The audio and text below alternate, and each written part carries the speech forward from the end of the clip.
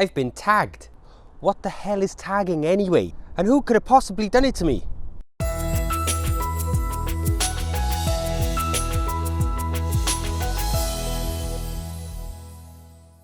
So we were tagged by Sean James Cameron, and every year in the gardening community we tend to get one of these tagged question and answer videos, and I have to say for the most part I'm really happy about them, especially this particular one, because over the last few months we've taken on loads and loads of new subscribers within the channel, and it's a fantastic opportunity for me to put across to you guys where I have come from and why this channel is how it is. So without any further ado, let's get on to the questions. Question 1. Why an allotment? Well, I've been growing for a long time, and an allotment is a perfect place for me. Like a lot of other people, I have a very, very small garden which was taken over by the children. They had their sort of swings and slides and what have you, and pools and everything else around. So I never really had the space to be able to grow at home.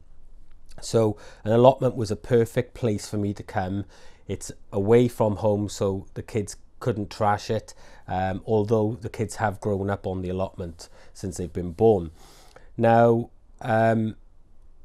it's an ideal place to try new things as well, because I couldn't possibly have a shed of this size at home, because like I said, my garden's tiny, but because I got a nice big allotment, I'm able to have a nice big shed, a big polytunnel. It allows me to do a lot more. And seeing as we're pretty much self-sufficient as far as veg goes, and we are getting there as far as fruit goes, then you need that space. I couldn't possibly grow what I grow here at home. The second one, why YouTube? Well, the YouTube channel's been running since 2007. I've had the channel. However, I put my first gardening video on it in 2012, I believe. So we're talking over 6 years ago. And in that time, there was only a handful of channels doing it. Now, for me, back then, it was a totally different ball game to how it is now with YouTube. It was much harder to get found. It was much harder to build your channel because, like I said, there was only a few gardening channels. People weren't looking for it like they are now. In this day and age, if you want something, you go to YouTube, you're going to find it. Back then, you didn't have that option, or if you did have the option, but you didn't even think about gardening at that time.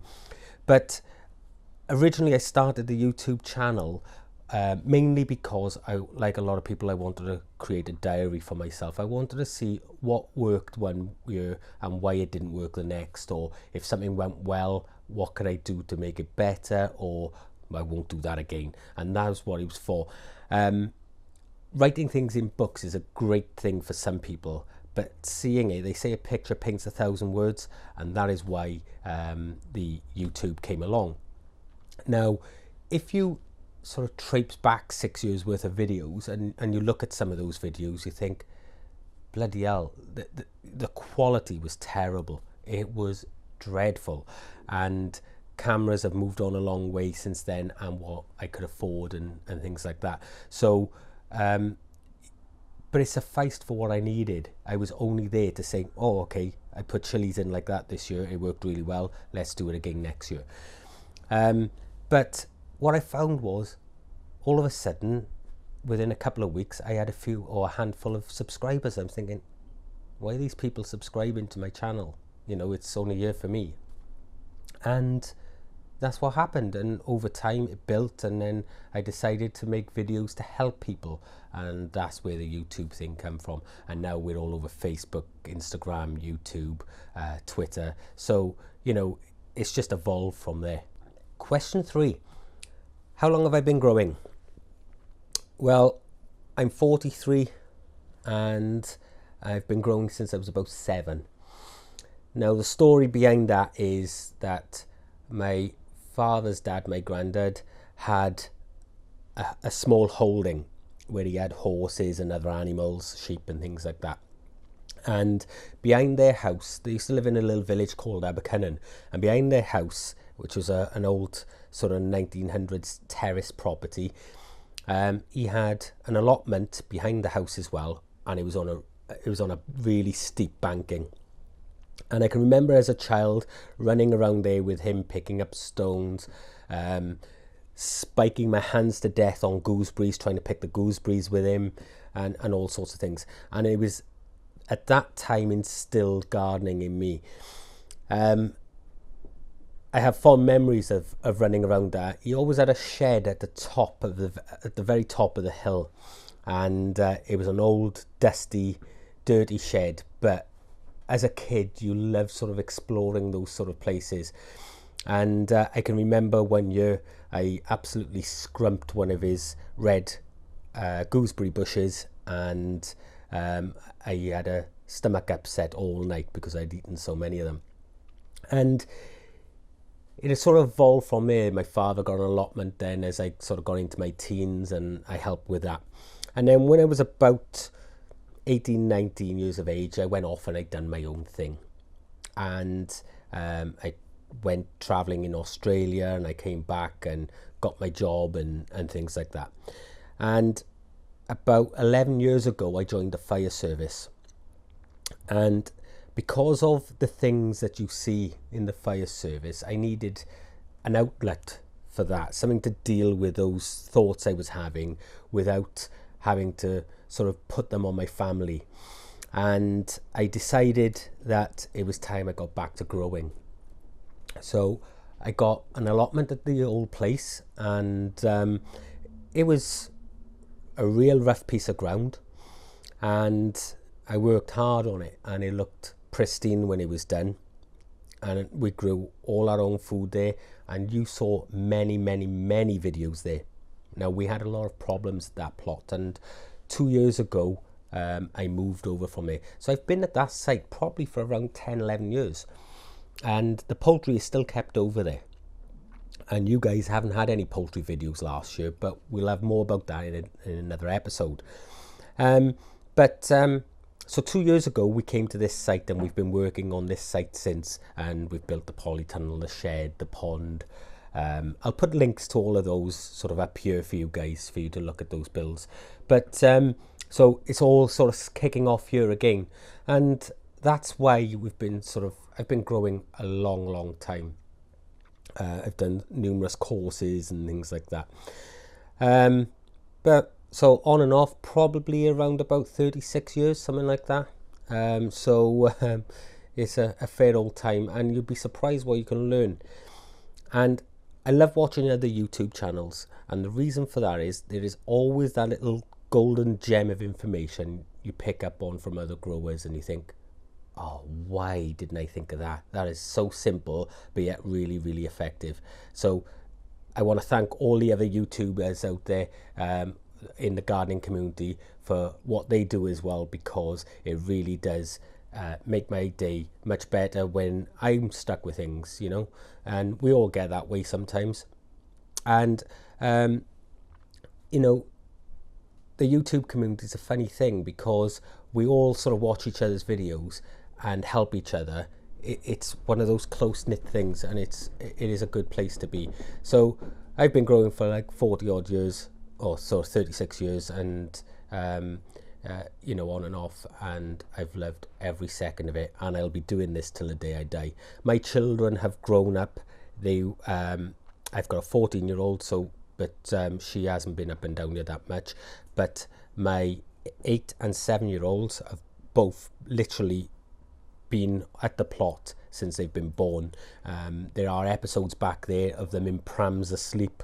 So all they've ever known is the allotment. And in fact, Caitlin is sat on the chair just over there. Shout hello, Caitlin. Hello. And Caitlin is sat on the chair just over there. And do you want to come and say hello? And she, yeah, come sit there. Come sit there. And she has grown up here at the plot, haven't you? Yeah. And you love it, don't you? Yeah? I love the fish at the back of the polytunnel. The fish at the back of the polytunnel. Right. Go and shoot over there, then let me finish this. And then, so they've grown up here, guys, and they, you know, they love it. And it's great for the kids. Rather than being stuck in front of computers all day and everything else, get them up at the plots. It's a great family thing to be doing. Get them out in the summer rather than being closed behind doors and things like that. So question 4, my favorite things to grow. It changes. One year I think, oh, you know, it's got to be the tomatoes and things like that. You walk into that polytunnel, you get that smell, and you bite that first tomato of the season and you get that beautiful taste, and you just think, oh, summer is so close. But at the moment, last year, a couple of other years, it's been the giants, guys. It's the giant cabbage, the giant marrows. I'm loving growing those at the moment. Now, maybe next year I might not grow them. I don't know. We'll see how it goes. But my mood changes, and so does what I grow. We are doing a lot more flowers this year as well, because Tina wants them for the house and things like that. And eventually, now I've got a lot of the structure in the plot, I'll be putting in some more beds and things like that, rather than it just being plots. So it'll revert back to similar how it was in the old site. And what do I grow? Well, most of the stuff I grow are things that we eat. So we got anything that can go in a stew, because I love stews, and if you've seen our Facebook group, you'll see a big pot of stew I sort of cooked back then. So we grow the potatoes, the Swedes, the parsnips, carrots, you know, any sort of root veg. All the brassicas will grow. Both myself and my son are celiac, so vegetables are really important in our diet. Processed foods we just can't eat. So so the veg is really important to us, and like I said, we're pretty much self-sufficient as far as veg goes. Now, we are pretty much self-sufficient now as far as fruit goes as well, apart from the tropical things like bananas and what have you. We have apples, pears, plums. I'm just about to start a couple of peaches. We've got the grapevines, as you saw last year, and they're doing really well in the tunnel. We've got some big espalier apple trees that you haven't yet seen, and they're up on the plot now. We've got strawberries, raspberries, loganberries, blueberries, gooseberries, red, black and white currants. We have loganberries. So we put all of those berries in the freezer, and the kids have smoothies out of them. At the moment, Caitlin loves her smoothies, so she's going through it all of the time. Banana and apple, yeah. So, so you know, we are doing our best to be self-sufficient as far as our food goes here, or what we can grow. Now, what I don't like growing, I'm not a lover of asparagus, and I think to give up a bed permanently to asparagus is for us, because we don't eat it, is just a waste. What I will say to you guys who are getting an allotment, concentrate on the stuff that you're going to eat. It's no good growing things if you're not going to eat them. So nominations, guys. Well, I would have nominated certain people, but they've already been nominated. So my first nomination is going to be Mark. He's at a channel called Self-Sufficient Me. He has a fantastic channel, and he's storming away. He lives over in Australia, so it's a really good channel. My second nomination is going to be Lynn at Desert Plants of Avalon. Really knowledgeable on her succulents and cacti. That's a really great channel as well. Bernie Clark is another good channel. I really like his channel. I'm not sure if Terry has been nominated, so I'm going to say Terry King as well. So get over and have a look at Terry. He's got a great channel as well. And Mick Pulteney, the Compost King. Have a look at his channel, guys. He is really good at what he does as far as the compost goes, and has a very unique way of putting that across. So that's my little question and answers session, guys, for this year, and I hope it's just sort of enlightened you a little bit more about what we do here at UK Here We Grow and why we do it. And again, I'd like to thank all the new subscribers and old for supporting us. We're coming up to 15,000 subscribers shortly and nearly 2 million views, guys. So my big heartfelt thank you from myself and the family and what have you. If you're already a Facebook user, come along to our Facebook page and like the Facebook page, guys, because we're having lots of conversations here. And one other thing I've started doing on YouTube lately is I'm also posting pictures and things to the YouTube channel as well, and trying to get some interaction with you guys. So if you've grown something that you really like, and it's maybe a little bit different to what other people may grow, put it in the comments description below. I'd love to see that, and maybe we can start some sort of conversations going amongst yourselves and myself, and get a little bit of interaction around the videos. As always, guys, thank you for watching. Don't forget to subscribe and give you that thumbs up, and I'll be seeing you in the next one. Bye bye.